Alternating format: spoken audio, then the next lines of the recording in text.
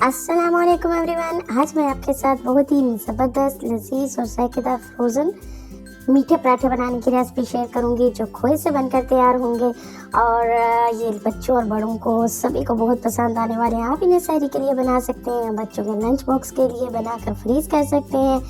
इन्हें बनाने के लिए यहाँ पे मैंने लिया है मिल्क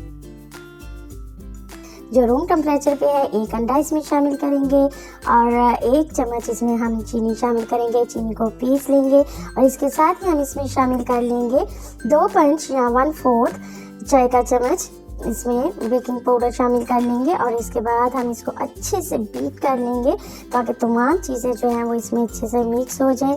2.5 कप हम इसमें मैदा शामिल करेंगे और मैदा शामिल कर लेने के बाद हमें इसे हाथ से अच्छे से मिक्स करते हुए इसकी डो बना लेनी है।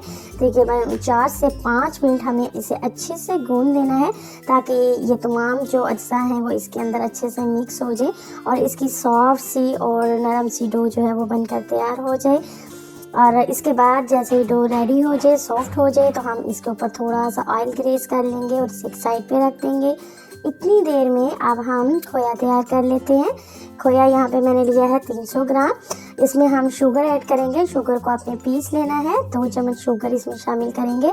अगर खोया मीठा नहीं है तो आप इसमें शुगर ज़्यादा भी शामिल कर सकते हैं। अब हमारी डो जो है वो इसे अच्छे से मिक्स कर लेने के बाद हमारी डो जो है वो अच्छे से रेडी हो चुकी है। 10 से 15 मिनट हो चुके हैं। अब इसके छोटे छोटे हमें पेड़े बना लेने हैं।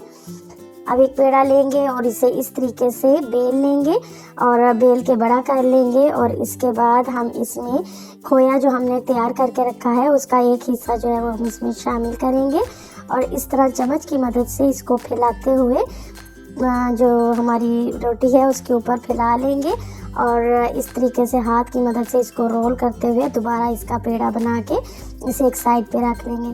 तकरीबन 15 से 20 मिनट आपने इसे सेट होने के लिए रखना है और इसके बाद आप इसे हाथ की मदद से दबाएं और दबा के इसकी बेलन की मदद से इसको बेल लें या हाथ की मदद से ही थोड़ा सा बड़ा करके 7 से 8 इंच की रोटी जो है वो तैयार कर लें और इसको बटर पेपर के ऊपर रखते जाएं। इसी तरीके से तमाम जो रोटियां हैं वो हम तैयार करेंगे। अब आप इन्हें इस स्टेज पे जो है वो स्टोर कर सकते हैं, फ्रीज कर सकते हैं और इनको 1 माह तक के लिए इस्तेमाल कर सकते हैं। एक वक्त में आपको जितने पराठे तैयार करने हों उनको अलहदा कर लें, तवा गरम करें और इसको ऑयल से ग्रेस करें और इस पर पराठा जो है वो डाल दें आप।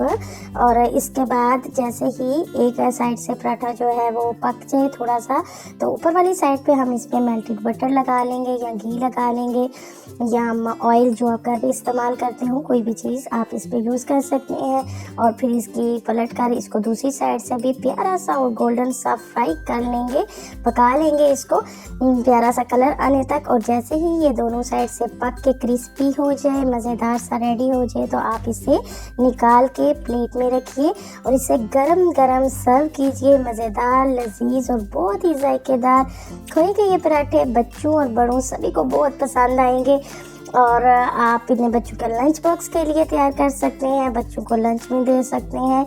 वैसे भी बच्चे मीठी रोटी या चीनी वाली रोटी तो बहुत शौक से खाते हैं, लेकिन अगर आप इसे थोड़ा सा चेंज करके इस तरीके से बना कर देंगे तो बहुत ही खुश होंगे।